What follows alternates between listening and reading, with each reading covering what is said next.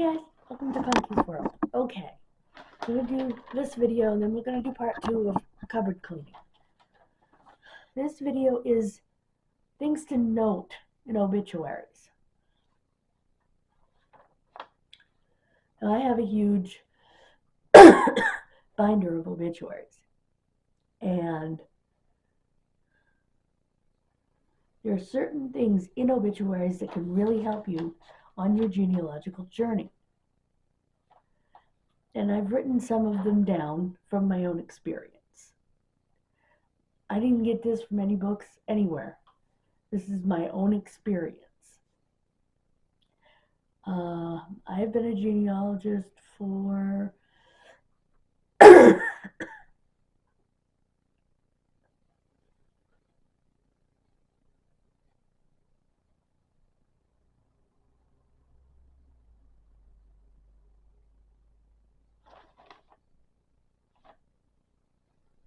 28 years. Next year will be 30 years. So I do have a lot of experience, thanks to my mother.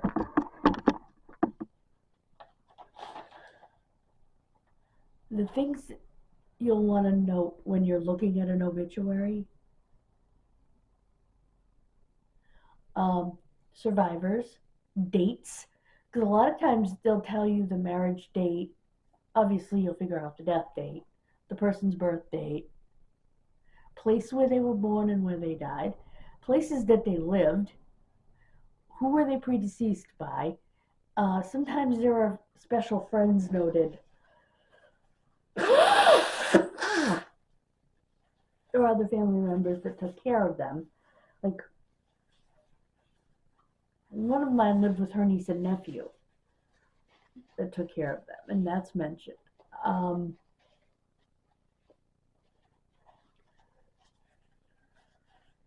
In my father's obituary, I noted his lifelong best friend because it was the right thing to do as one of his survivors.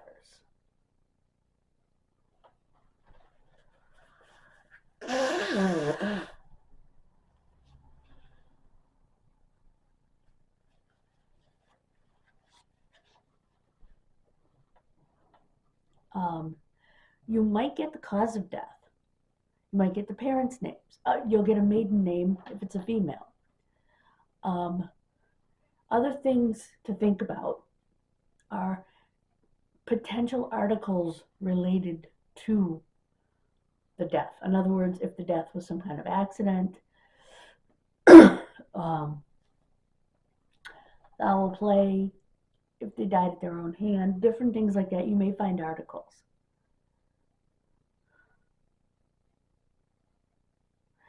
Places kids live or lived. Okay. Hello.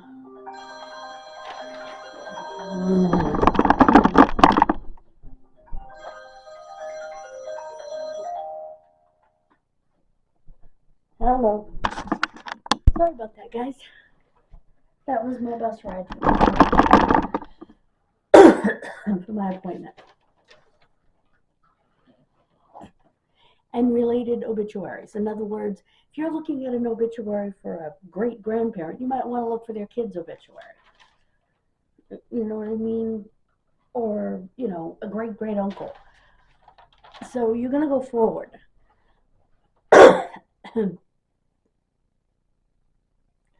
I did an example one with my father's first cousin, Shirley.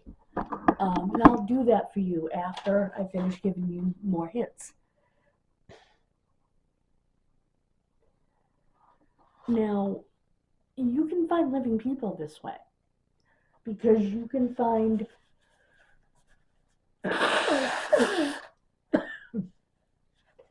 through the latest parent or the latest sibling of that person that passed away, the latest sibling or parent that passed away of that person that you're looking for, living person, and see where they lived then. I have chased people across the country, literally through obituaries. Like they lived here when this person died, and they lived there when that person died, and there when that person died. Well, where did they live when the last person, the most recent person whose obituary they're mentioned in, passed away? That's, yeah, it's,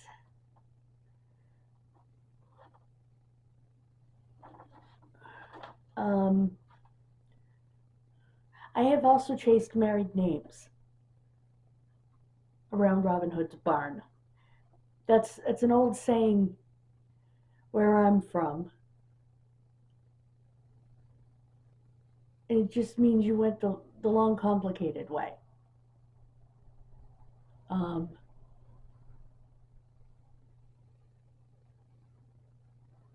so when we say that, it's usually in reference to physically going somewhere. Because you really went around Robin Hood's barn there, meaning you took the long, complicated way.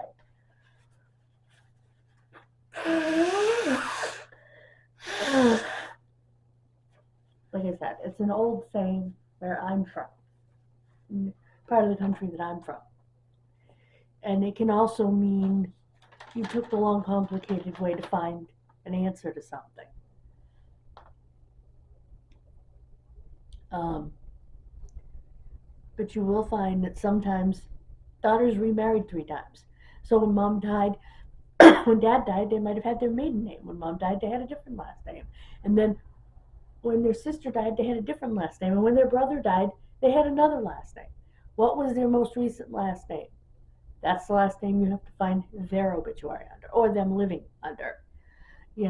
So it's not always easy, but you do want to contact living people, and I know for some people that makes them extremely nervous, but they're your relatives, and most of the time they're going to be pretty nice.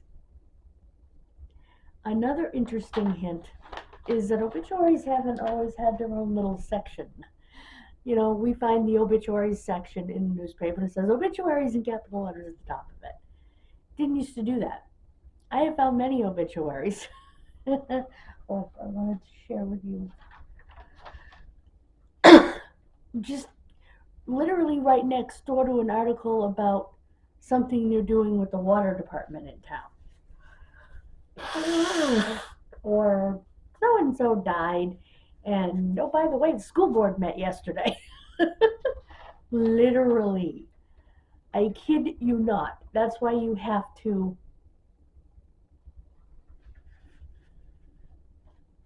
or as they used to say in the old days, I SH or poop you not. That they literally used to do that. So if you're going through, what do you call it? Microfilm or microfiche. I have to go through the whole darn newspaper.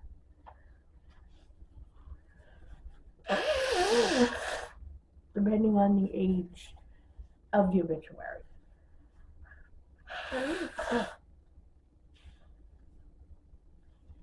I literally have one in my obituary notebook. The right underneath it is a meeting of a women's auxiliary of something or other. It's it's because they were written in these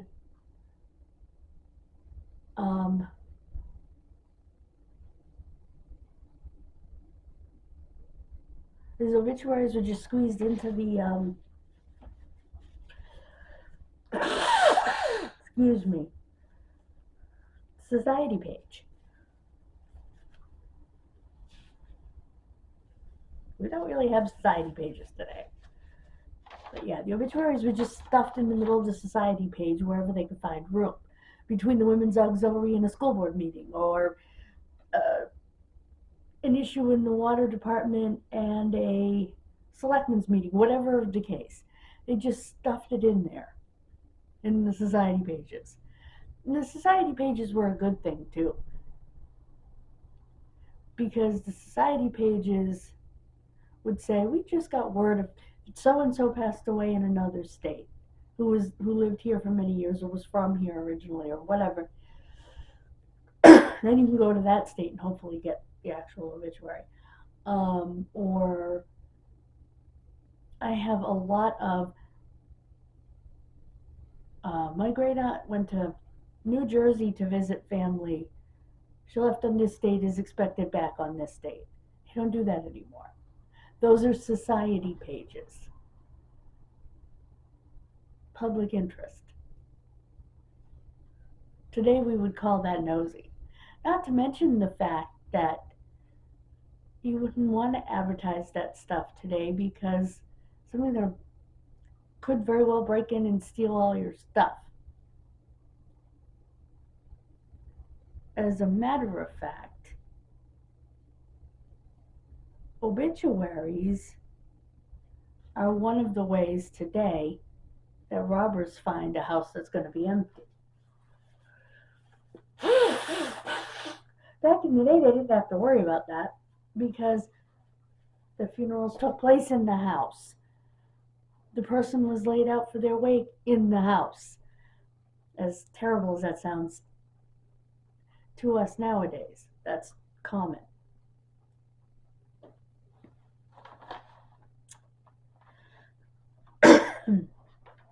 Now, what I did was I took an example to show you what you can find. And I wrote it down. Shirley Wilson Zimba. She was my father's first cousin. She died December of 1990. I didn't see the date. Sometimes you can figure out the date by the date of the newspaper, and if it says they died on this day of the week, newspaper is another day of the week, you can just go back to that day and figure out the date.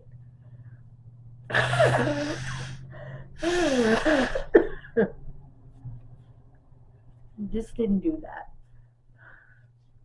This was a later one. She had Larry, Thomas, Daniel, Michael, William, Kathleen, and Marianne. Those were her children, her survivors. She was from Rockville, Connecticut. Their parents, of course, were Uncle Bill and Aunt Gladys, Barney Wilson, and her brothers were Bill Jr. and David B. Now, obviously, as far as I can tell, all our kids are still alive. Daniel, I have actually gotten a hold of his daughter. She and I have communicated and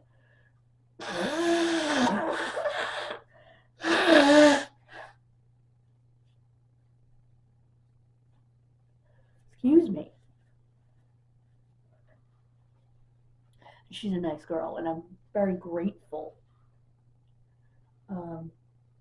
But we matched on DNA and communicated a bit. And that's another thing. Married names help because then it helps you to match your DNA matches. Like my friend.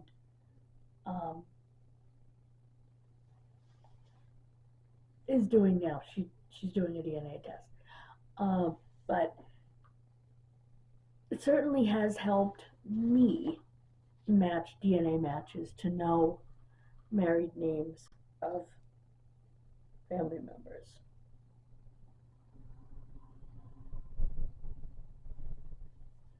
You know,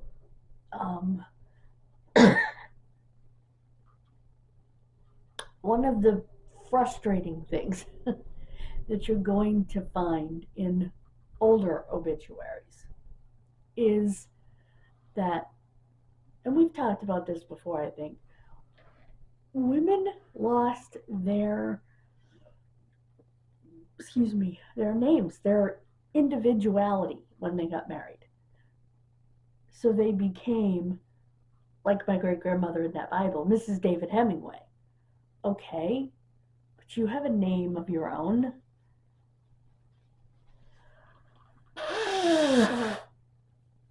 You know, my great grandmother was Parmelia Bordeaux Hemingway. But they lost their, like I said, their individuality. So when you're looking for obituaries, and that's something else I should have written down, in the olden days, like,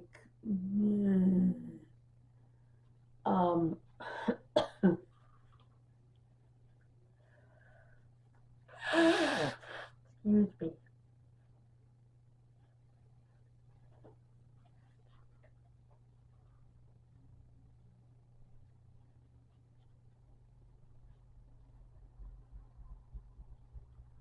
um,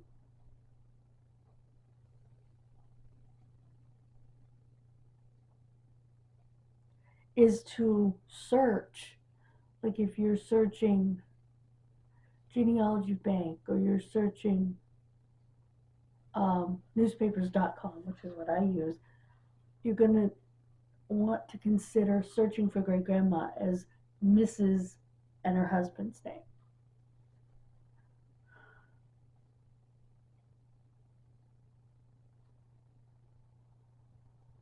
Because, like I said, you kind of lost yourself back in those days.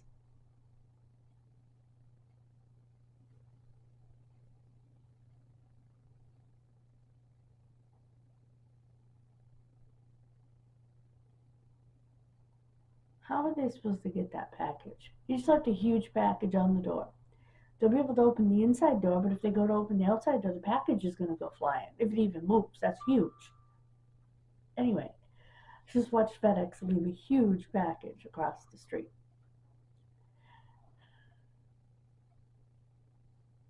So they're going to have to walk around to get it. They'll have to open the inside door and realize the outside door is completely blocked, and they'll have to walk around to get it. Anyway, just the things you notice when you're sitting here, you know? So yeah, it's terrible, you know? But at the same time, at the time it's understood.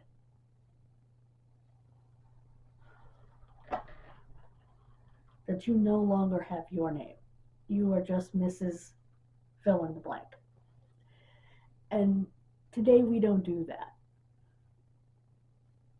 But it's something important to keep in mind for the 50s and before, for obituaries.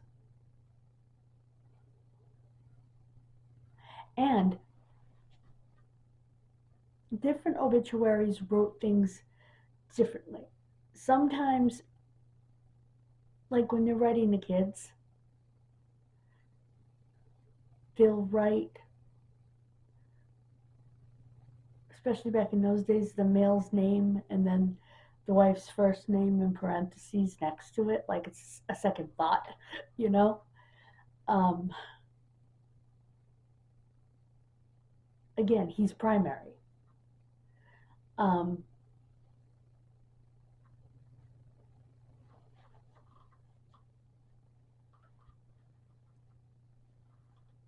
Even daughters' names would be listed as Mrs. Roger Claymore, you know? And in parentheses, they might put her first name, you know? Um, or sons, they're going to put the son's name and then the wife's first name in parentheses. She's a second thought because she's secondary to him. He's primary. So,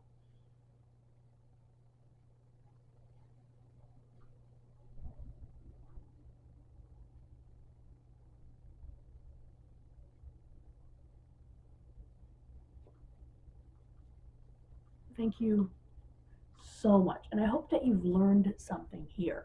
I don't have any links for you, but I hope that you learned how to go about searching for obituaries. That it's important to remember that women were secondary. We were second class citizens. We were chattel, which is property. The word is not cattle, it's chattel. Property. So we were treated as such in an obituary.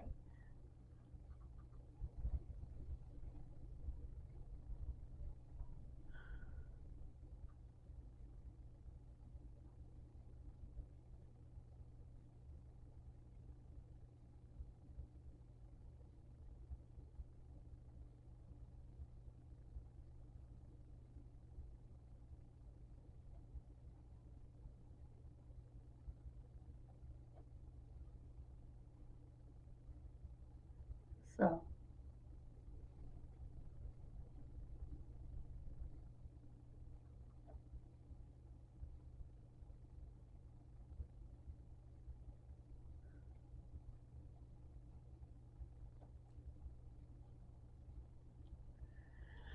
Anyway, and I'm not saying that to be, how do I put this?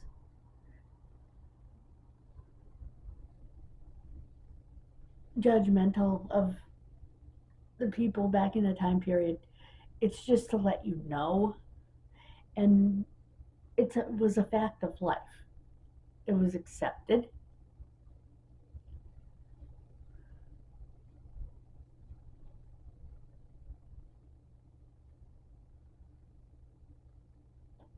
You know, and it was something I had to get used to. And I remember saying that to my parents. And them saying it's all about the time period. You know?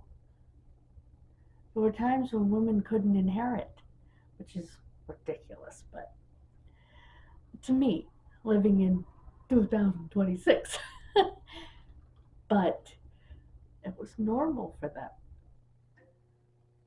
Daughters didn't inherit, only sons did. I wonder if they really thought that males were better than females and therefore and smarter and whatever. Even though the fact of the matter is we were more educated because we went to school longer than they did.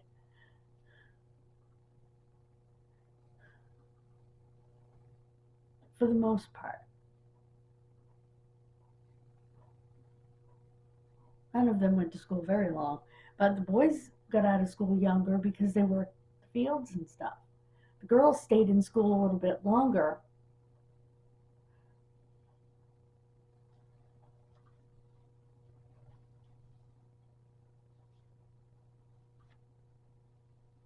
Because they had to learn how to make their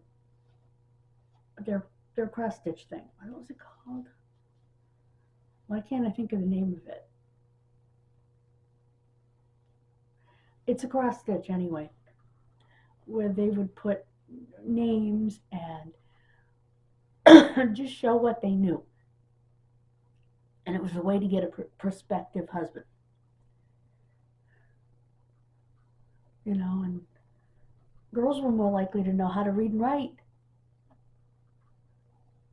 Matter of fact, they did. They couldn't do that cross stitch if they didn't.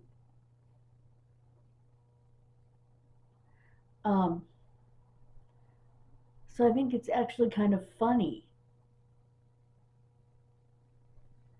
that girls had more education, yet we're second class citizens. And don't get me wrong, girls weren't really allowed to go to college or anything. That was reserved for boys. But in farming communities, boys got out of school as soon as they were old enough to work the fields. Girls stayed in a little bit longer. So,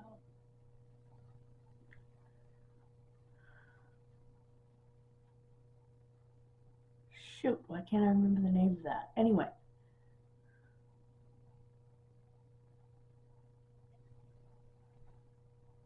If you find the old ones of those cross stitches that I can't remember the name of, they're worth a bundle. Anyway, thank you so much. Like I said earlier, I don't have any links for you on this one, but I hope that you learned something. Excuse me. God bless you. Have a wonderful rest of your day. I will see you in the next one. Please subscribe. Bye, guys.